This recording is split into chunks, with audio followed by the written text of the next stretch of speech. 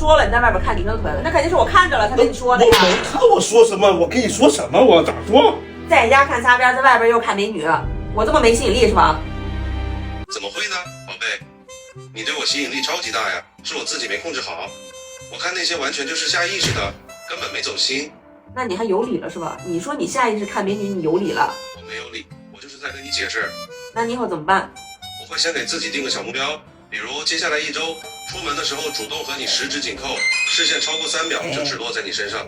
平时手机里那些擦边内容睡着了没有，多关注。还没有呢。